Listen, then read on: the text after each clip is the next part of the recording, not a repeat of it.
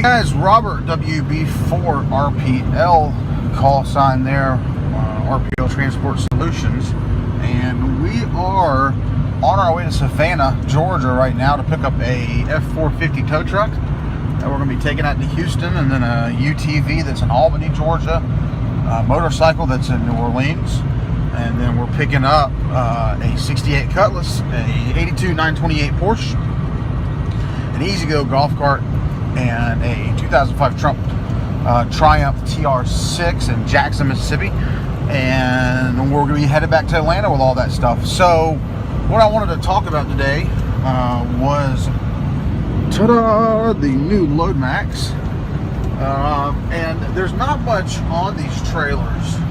You have to excuse the shakiness. I am on the road in a truck. It's not like riding in a Cadillac. So I want to talk about this particular trailer and what I've had this Loadmax for about a week now, and just the build quality of it so far, and my initial impressions on the Loadmax trailer. So if you guys are in the market looking for a gooseneck, you guys know that they are range from anywhere from $4,000 to $24,000, depending on how big you need it, weight capacity, features you're looking for, so on and so forth. What I was looking for was something with a low deck. I was looking for something that was 102 inches wide, something that was 40 feet long, and wasn't too insanely heavy behind the truck running empty. And these gooseneck trailers can weigh 8,000 to 10,000 pounds dry, depending on how they're built, who built them. So I have been a PJ man my entire life. Always loved PJ trailers. Had a 40-foot low pro PJ with a hydraulic dovetail on it long time ago, and so when I got in the market for this trailer, I was dead set on getting a PJ. I also love triple axles. I like the way triple axles pull. I like the way that they load out, and I like the way that they distribute the weight. So that was my other thing that I was looking for, was a triple axle. And so I looked at the PJs, I looked at Big Texas, and everybody was running tandems. Now, yes, there is there's two less tires on the ground, but there's another axle. So it's cheaper to retire one of these trailers than it is to retire tandems, excuse me. So let's talk about Loadmax. Loadmax is built by a company called Load Trail, which has been around for a little bit. They have made some nice stuff, but the cool thing about Loadmax, the Load Trail brand, and then the Loadmax line, is they are pretty well built and they're a decent price. We got 40-foot, 21,000 pound gooseneck with 770 200s up under it. Wood deck, a 2-foot dovetail on the trailer. It's a nice trailer. We like it. Toolboxes up front. The build quality so far has been extremely good. There are only a couple of things that kind of bother me about the trailer, the way that a few things were done, but those are mainly just the differences in the manufacturers. And when we talk about the price difference here in a second, when we paid for this versus what something from another manufacturer costs, you'll understand why those aren't really big of a deal. Two things I wish the trailer had. I wish it had a bigger dovetail, and I wish that it was a torsion axle trailer instead of a leaf spring trailer. Only because of the way leaf spring trailers ride. And this is a sort of a torsion axle trailer. There are leaf springs under the axles, and then they're connected to torsion bars between the triple axles. It rides fine as it is, empty. I haven't put a lot of weight on it yet, so I don't know how it rides loaded. But we're in a truck. We're in a 65-foot long truck. It's not going to ride like a Cadillac.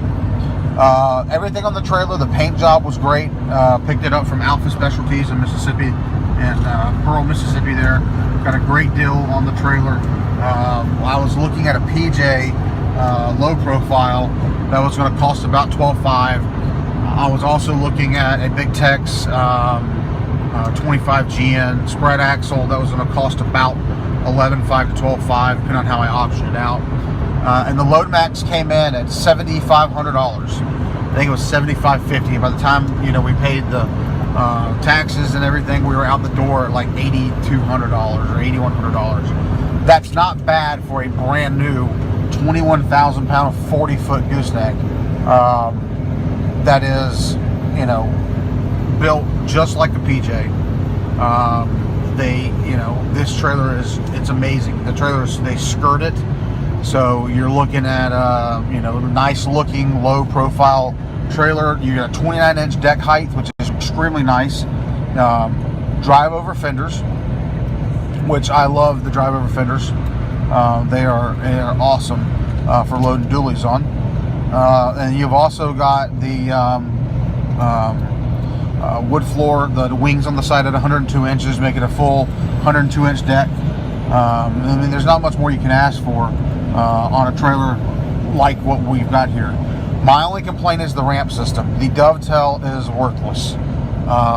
It is just a sales gimmick. It's supposed to be a 2-foot dovetail. It's not. It's like a 1 foot, which is an issue for us because we are consistently loading low profile cars. So we've had to buy a ramp system. We had to buy a 20-foot ramp to get the cars off and on the trailer, which folds into 2 10-foot ramps, and it's kind of a headache. But for 95% of what we load on here, trucks and UTVs and stuff like that, they're fine, they're perfect, they work okay. It's just the lower stuff that's a little bit of a problem, and trailers a little bit of a problem. The drive over fenders are a great idea in concept until you start to use them. Unloading the trailer with non-powered vehicles that have to drive over the fenders, such as cargo trailers, flatbed car trailers, boats that are on trailers.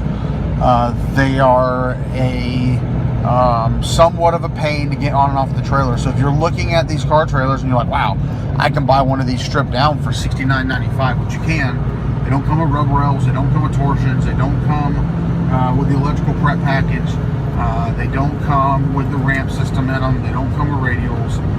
So they're stripped down, but it's a lot of good starter trailer. Take exit 165 on the left onto I-60 It's a good starter.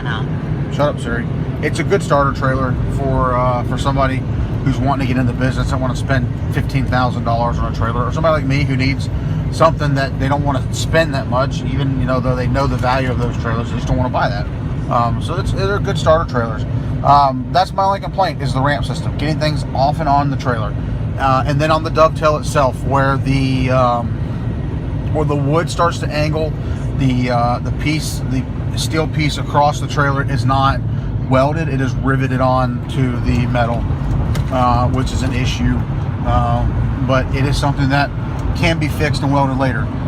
We opted for a wood deck on our trailer instead of a steel deck. It was all they had in stock.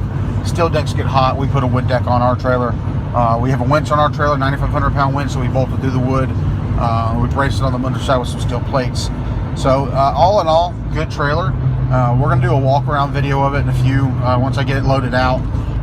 Pull into the truck stop here in a couple hours. I'll shoot a loaded video of it so you guys can take a look at it, load it down, and we'll see how much it flexes and all that kind of good stuff. Anyways, talk to you guys later, and stay frosty.